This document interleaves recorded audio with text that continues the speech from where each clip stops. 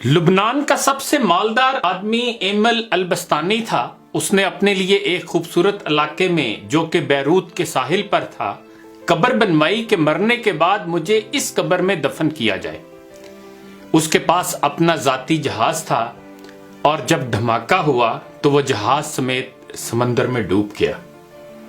لاکھوں ڈالر خرچ کرنے کے بعد اس کے جہاز کا پتہ تو چل گیا لیکن لاش نہیں ملی جسے اس قبر میں دفن کیا جائے جو اس نے اپنے لیے بنوائی تھی۔ برطانیہ کا ایک بہت زیادہ مالدار آدمی ایک یہودی روت تشلر تھا۔ وہ اتنا دولت مند تھا کہ کبھی کبھی حکومت اس سے قرض لیتی تھی۔ اس نے اپنے عظیم الشان محل میں ایک کمرہ اپنی دولت رکھنے کے لیے مختص کیا تھا جو کہ ہر وقت سیم و زر سے بھرا رہتا تھا۔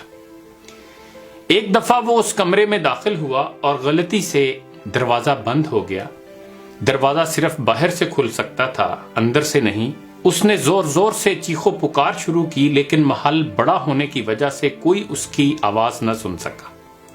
اس کی عادت تھی کہ وہ کبھی کبھی بغیر کسی کو بتائے کئی ہفتے گھر سے غائب رہتا تھا۔ جب وہ کسی کو نظر نہ آیا تو گھر والوں نے سوچا کہ حسب عادت کہیں چلا گیا ہوگا۔ وہ برابر چیختا رہا یہاں تک کہ اسے سخت بھوک اور پیاس لگی۔ اس نے اپنی انگلی کو زخمی کیا اور کمرے کی دیوار پر لکھا، دنیا کا سب سے مالدار آدمی بھوک اور پیاس سے مر رہا ہے۔ اس کی لاش کئی ہفتے بعد دریافت ہوئی۔ یہ پیغام ہے ان لوگوں کے لیے جو سمجھتے ہیں کہ مال و دولت ہی ہر مشکل کا حل ہے اور دنیا کی ہر ضرورت اس سے پوری کی جا سکتی ہے۔ دنیا سے جانا ایک بڑا حادثہ ہے لیکن ہم نہیں جانتے کہ کب، کیسے اور کہاں جانا ہے۔ انسان سفر پر جاتا ہے اور پھر واپس آتا ہے، گھر سے باہر جاتا ہے اور پھر لوٹ آتا ہے، لیکن جب دم نکل جائے تو پھر کوئی لوٹ نہیں سکتا۔ مبارکباد کے قابل ہیں وہ لوگ جو کسی پر ظلم نہیں کرتے، نہ کسی سے نفرت کرتے ہیں، نہ کسی کا دل توڑتے ہیں اور نہ اپنے آپ کو کسی سے برتر سمجھتے ہیں، اس لیے کہ سب کو جانا ہے۔ ایک آدمی ٹیکسی میں بیٹھا تو دیکھا کہ ڈرائیور قرآن سن رہا ہے۔ اس نے پوچھا، کیا کوئی آدمی مر گیا ہے؟ اس ٹیکسی ڈرائیور نے جواب میں کہا کہ ہاں، ہمارے دل مر چکے ہیں۔ قیدی اس لیے قرآن مانگتا ہے کہ قید تنہائی میں اس کا ساتھی بنے۔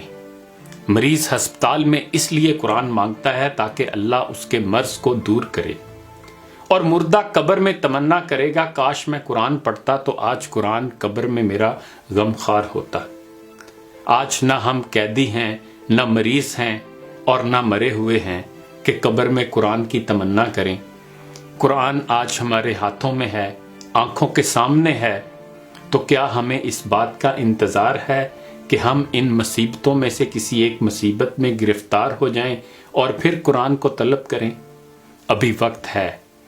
آئیے دعا کریں کہ اے اللہ قرآن کو ہمارے دلوں کی بہار، ہمارے سینوں کا نور، ہمارے ایوب کا پردہ پوش، ہمارے نفوس کا مددگار، ہماری قبر کا ساتھی اور روز محشر میں ہمارا سفارشی بنا دیجئے۔